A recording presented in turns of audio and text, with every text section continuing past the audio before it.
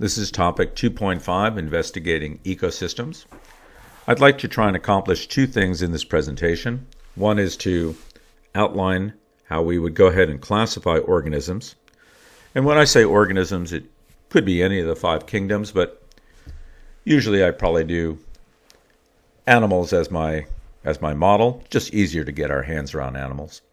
And the other thing I want to talk about is once you've classified your organisms, how do you go ahead and sample them? How do you count how many you have? So let's start first of all with classifying. There's many ways to do it. Taxonomy is probably the best way. But we'll start off with something very easy, a dichotomous key.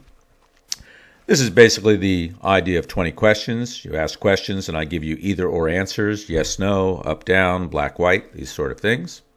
And you can put together all your questions in the form of a tree diagram. And if you ask really good questions, every organism should end at a different branch on the tree. So let's go ahead and try the game. I'm thinking of a mystery animal. Ask me questions. Suppose you ask these questions here. Is it cold-blooded? Is it carnivore? Does it live in a jungle? Does it have stripes? And based on the answers, you say, okay, I think I know the animal. It's a lion. Fair enough. Very good. But let's look back at these questions again.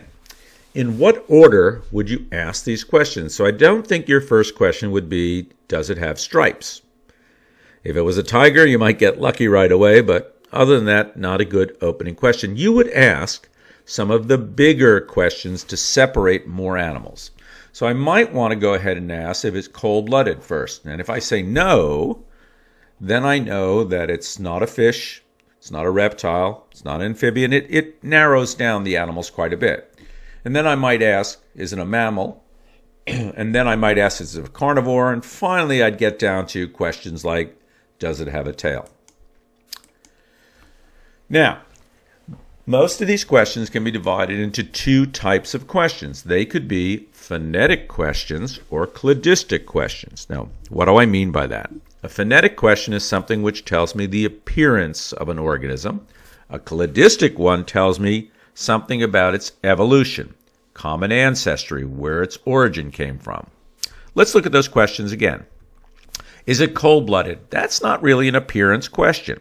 That's a cladistic question that tells me where that type of animal came from. Does it have a tail? That's an appearance, a phonetic question. Does it have fur? That's a phonetic. Is it a carnivore? Is it a mammal? That's more cladistic. Does it live in the jungle? That's a tricky one. I would say that's not really an appearance question, so more cladistic. Stripes, phonetic. Does it live in groups? That's probably a cladistic question. Where am I going on this? It's probably a better way to use cladistic questions to organize organisms, animals, than it is to use phonetic, because phonetic can be subjective. Those things change a lot. We want to find out where the origin comes from, and if we put together a really good dichotomous key, that actually can tell us all about the evolution of those animals.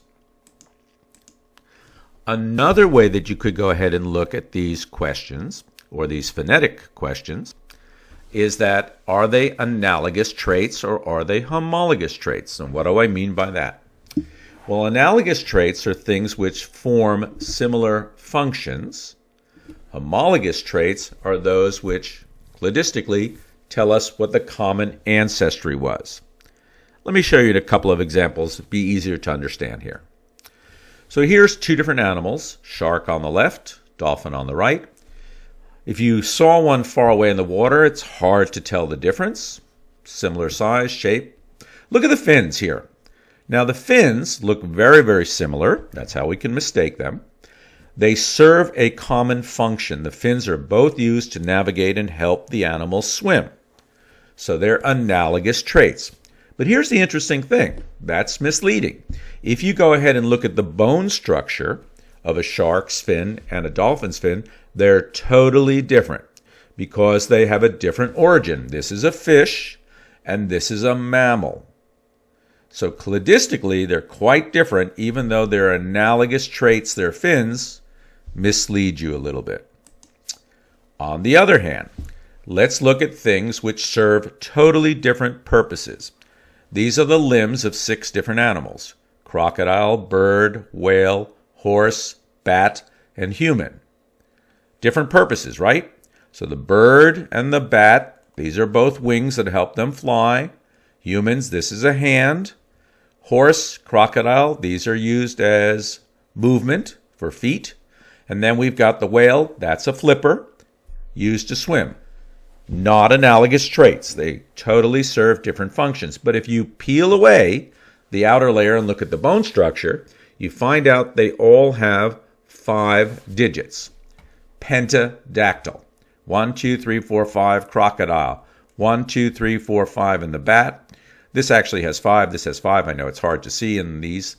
And the human definitely has 5 fingers. So, cladistically, right? Not cladistically, but let me say homologous, they're pretty much the same. And that tells us something about the origin of where these limbs came from. Okay, now let's do the second part here.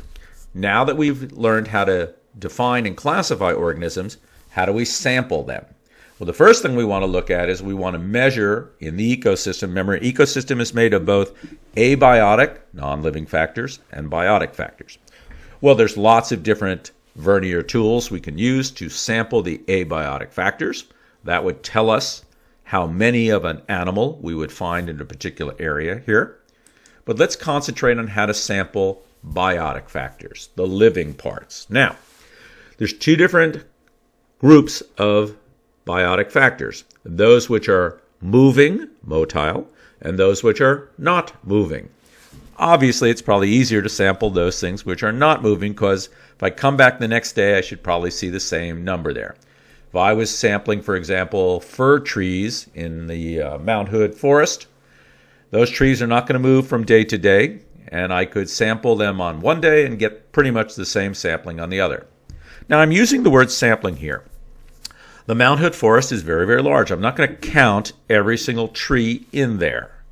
So what I want to do is a sample. I want to count a small number, and then I want to extrapolate. I want to multiply it out to figure, well, my estimation of how many would be in the entire forest. How am I going to do that?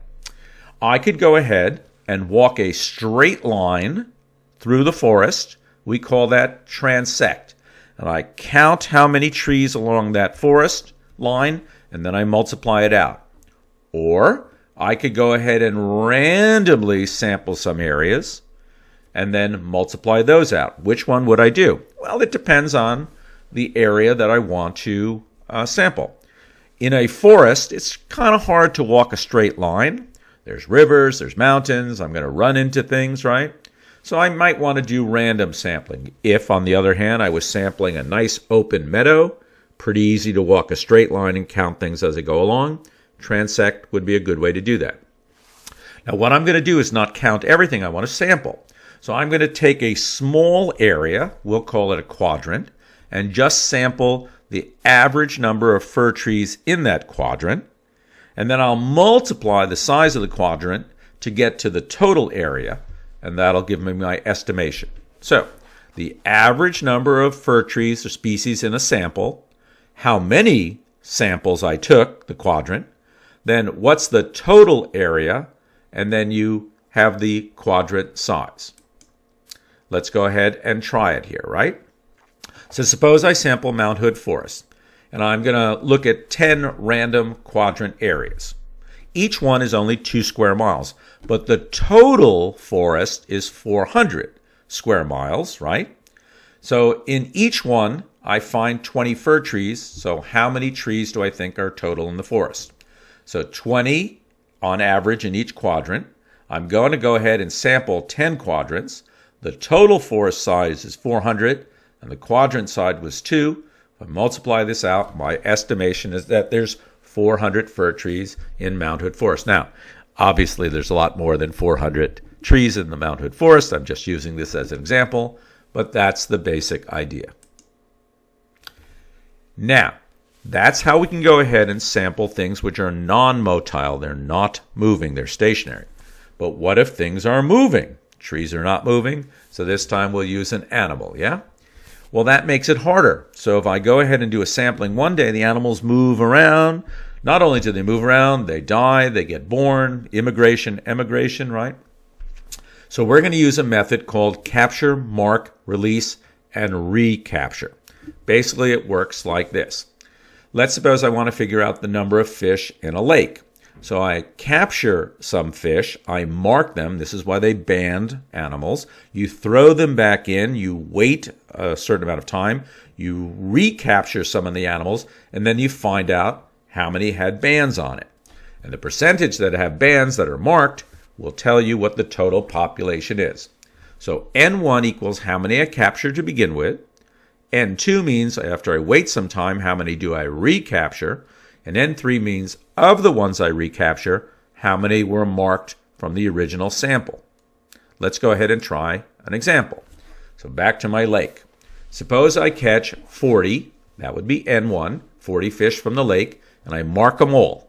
I release them, and later I capture 20 fish. This is N2. And of those 20, 10 of them actually had the mark. So what is the population in the lake? 40 times 20 divided by 10 means I'm estimating, by extrapolation, that there are a total of 80 fish in the lake. Finally, let's put it all together. How do we figure out the biodiversity of a system based on our sampling and classification? We use something called the Simpson Biodiversity Index. Here is the equation here. This tells us how biodiverse, and remember, biodiversity is good. Now, the smallest number you can get for D would be 1. 1 means everything is the same. A football field would have a biodiversity of 1. The more complicated an ecosystem is, the larger the number. And one of the more complicated ecosystems, as we discovered in our previous lectures, is the tropical rainforest. So we'd expect a very high biodiversity there. Biodiversity is fairly low in the tundra or the desert. We'd expect a number much closer to 1 for those guys. How do we go ahead and just quickly look at biodiversity? 2 things. Richness. Richness means how many different species do you see in a system? The more, the better. Evenness means of those species that you see, are they relatively equal in number? We don't want to have 100 deer and only 1 wolf. That's not an even population. So richness, a lot of species. Evenness, even number of species. How do we do that? We go ahead and sample the area. We count how many different species we see and how many of each species.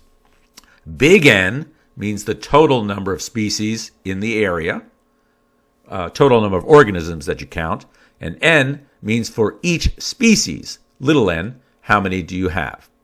And by the way, sigma means to sum up here.